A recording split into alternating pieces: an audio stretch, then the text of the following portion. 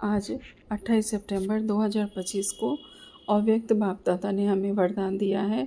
हद की सर्व इच्छाओं का त्याग करने वाले सच्चे तपस्वी मूर्त, और विस्तार में बाबा कहते हैं, हद की इच्छाओं का त्याग कर सच्चे सच्चे तपस्वी मूर्त बनो। तपस्वी मूर्त अर्थात हद के इच्छा मात्रम अविद्या रूप हो। जो लेने का संकल्प करता है वह अल्पकाल के लिए लेता है। अगर किसी भी हद की इच्छाओं में हम फंसते हैं तो फिर हमारा वह सच्चा तपस्वी स्वरूप नहीं होगा। तो बाबा कहते हैं तपस्वी मूर्त का अर्थ होता है इच्छा मात्रम अविद्या।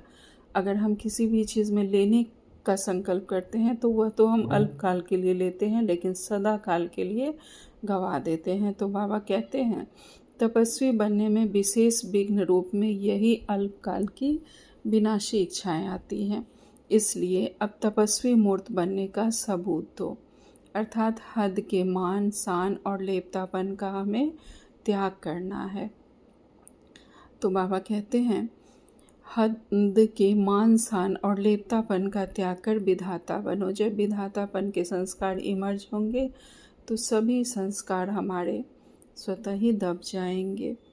आज का स्लोगन है, कर्म के फल की सूक्ष्म इच्छा रखना भी फल को पकने से पहले ही खा लेना। अगर कोई भी कर्म, कोई भी सेवा अगर हम ये सोच के करते हैं कि इसके बदले में मुझे ये मिले, तो हम वो फल पकने से पहले ही खा लेते हैं। इसलिए जो भी कर्म करना है, जो भी सेवा हो, वो निस्वार्थ भाव से करना है। अच्छा, ओम शांति। शुक्रिया बाबा।